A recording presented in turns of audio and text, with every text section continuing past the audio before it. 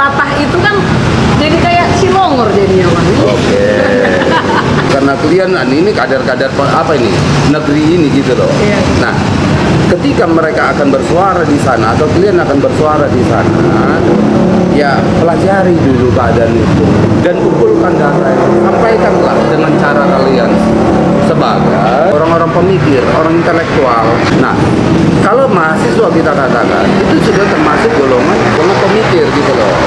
Generasi bangsa ini kan sudah di tangan kalian. Kalau seandainya kalian itu sudah termasuk golongan pemikir tapi tidak memakai pikiran, itu yang pas kau bilang tadi, Cilongor. Suka nggak dibilang Cilongor? Selamat pagi semuanya teman-teman KDK Lover. Pagi ini kita ada spirit yang berbeda ya, karena guest speaker kita sangat legend gitu ya.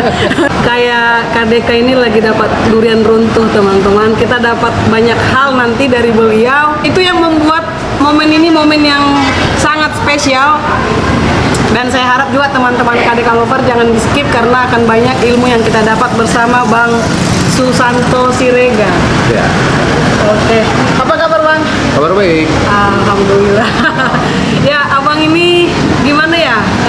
Kalau di Batam Kepulauan Riau kayaknya sudah mayoritas tahu lah ya sosok abang ini karena kemana kita beranjak kayaknya narasi-narasinya ini sudah kemana-mana. Dan jujur kalau saya pribadi Bang, saya tidak mengenal dan ini pertemuan pertama dengan Bang Susanto, tapi kayak berasa dekat karena saya pengikut setia Facebooknya ini nih. Jadi cerita dari video bahkan narasi-narasinya saya ikuti. Yang sangat menarik itu Bang, ini saya kayak agak, ini tujuannya apa ya narasi? Kadang kalau pribadi nih, saya harus berpikir nih memahami narasi itu. Nggak bisa kita baca udah gitu, nggak bisa. Kalau saya pribadi, nah, ini memunculkan banyak makna-makna ambigu nih Bang. Tujuan membuat narasi si Midin, si Penger, ini ada 6 karakter nih yang saya ikuti Bang. Motivasi membuat ini seperti apa nih? Kemana nih Bang? Oke, terima kasih ya Delen ya, udah ngajak saya dialog, diskusi, dan selalu mengikuti status-status saya atau dalam konteks video. Jadi sebenarnya tujuan saya yang paling utama membentuk karakter itu bagaimana kita secara aktif ya untuk mengkritik dan punya dasar-dasar kritik itu, dan kita menghargai, menghormati hukum yang ada. Seperti yang kita tahu sekarang ini Undang-Undang ITE yang dibuat pemerintah. Artinya ketika kita melakukan satu kritik sosial, mari kita secara aktif, profesional lah. Jadi walaupun gayanya gaya kampung, pada dasarnya sebenarnya kita semua itu orang kampung. Ya, walaupun hidup di kota, tapi pola pikir itu sebenarnya tidak jauh dari background dari orang tua kita itu seperti apa. Nah itu, jadi lebih enak sebenarnya ya kritik-kritik sosial itu ya secara kampung. Dan kenapa harus saya buat seperti itu? Bagaimana kita bisa tetap bersahabat dengan semua golongan walaupun dia itu kita kritik gitu loh. Kemarin saya ada menulis, itu saya sampaikan dia sahabat, tetapi karakternya, sifatnya adalah musuh. Yang saya maksud di sana, walaupun sifat dan karakter seseorang itu, tingkah lakunya kita nggak suka, pada dasarnya kita harus tetap sebagai sahabat. Jangan lupa ya, cangkir kopi harus tetap ada, artinya ngobrol-ngobrol, tali silaturahmi itu harus tetap terbangun dengan baik. Nah, ambiguitas itu oke, itu saya rasakan itu maksudnya apa, kok jadi kami bingung ini kenapa gitu. Saya rasakan gitu, karena memang dibutuhkan satu pencermatan peristiwa demi peristiwa yang ada khususnya di kota kita ini atau di negeri kita. Sebenarnya itu sesuai dengan isu-isu yang ada, bukan hanya dibuat-buat, tidak. Nah, itu sebenarnya. Jadi saya mau mengajak ya para follower itu, lihatlah sekitarmu dan kritisilah sekitarmu, termasuk pemerintah. Kira-kira seperti itu. Iya, Tapi dalam hal ini kan ada bang, kalau saya pribadi nih melihat kritik-kritik ini kan, orang yang berani kritik ini kan harusnya orang yang sudah memahami. Nah, saya tarik dulu nih ke kaum muda sekarang ini, mungkin beberapa isu yang sebelum-sebelumnya kayak katakan mahasiswa ya, berani kritik tapi nggak paham apa yang dikritik. Ini gimana lagi nih bang?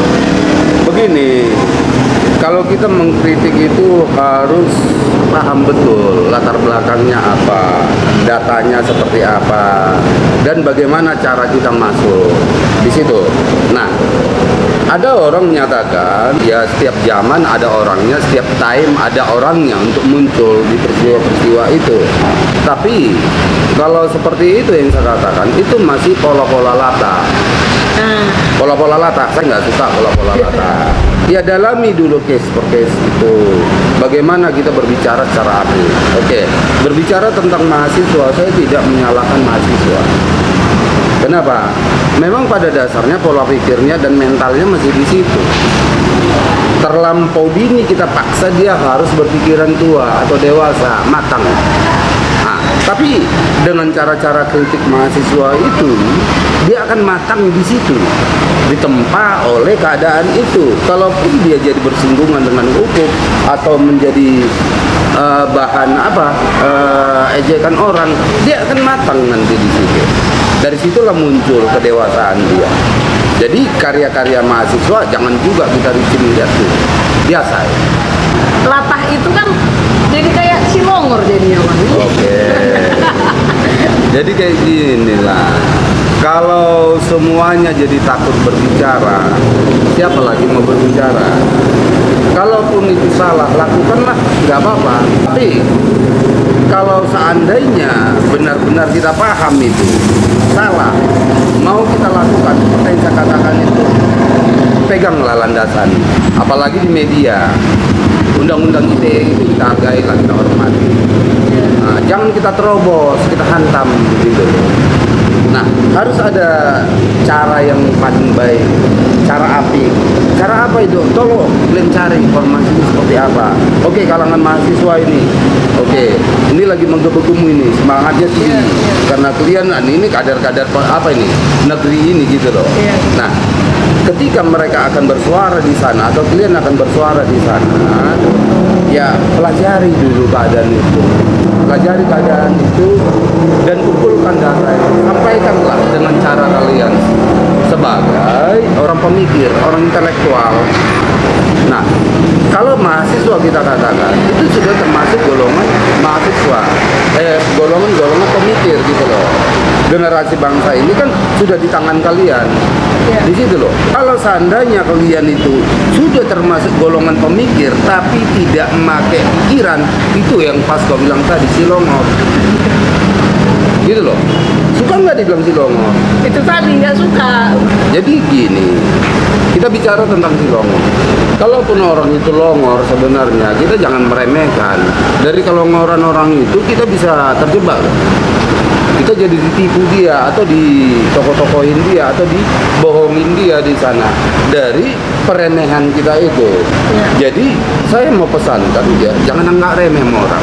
Buatlah pola bagaimana menyentil, bagaimana menyoroti, bagaimana mengkritisi. Ini kan pola yang paling penting. Pola itu landasannya apa? Tentunya dokumen-dokumen yang berhubungan dengan yang dikritisi jadi kumpul. Kalau saya juga melakukan kritik tanpa data, no. Saya harus pelajari data itu. Cocok enggak? Bisa enggak ini saya bicarakan? Oke, bisa. Tapi dengan cara apa? Format apa? Jadi sebenarnya dibutuhkan kesabaran gitu. Nah, kalangan-kalangan intelektual ini atau generasi muda yang di mahasiswa, saya hanya mau pesan, sabarlah sedikit. Sabar sedikit untuk membentuk pola kritisi itu supaya hati. Nah, jangan, wah ini momennya ini, time-nya ini kita mainkan, hantam ke rumah aja, push ujungnya. Masuklah pihak ketiga, diprovokasi oleh yang kalian terjebak di sana. Pihak ketiga ini beragam kepentingannya, kalian nggak tahu. Kalau saya melihat bagaimana pergerakan mahasiswa, ya senang gitu loh. Memang kalian harus seperti itu. menentukan salah benarnya kalian layani sendiri, bukan kami lagi.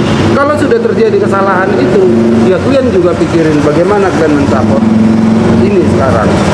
Bagaimana gitu kalian itu bisa bersinergi ke orang lain supaya faktor kesalahan tadi bisa diminimais. Kira-kira seperti itu ya Mas Jo. Harus pola ya Bang. Iya, polanya seperti apa? Tamparan keras nih sama mahasiswa. Iya. Oke Bang, mudah-mudahan mahasiswa melihat ini ya, karena memang sekarang ini saya sendiri juga yang mungkin termasuk generasi baru ya, baru 10 tahun kelar jadi mahasiswa, banyak nih mahasiswa-mahasiswa yang latah. Nah, dan ini juga kekhawatiran bersama untuk, karena tadi ya generasi pemikir ya Bang. Iya. Generasi pemikir, dan mudah-mudahan dengan apa yang kata Bang Susanto ini ada evaluasi ya buat mahasiswa-mahasiswa sekarang ini,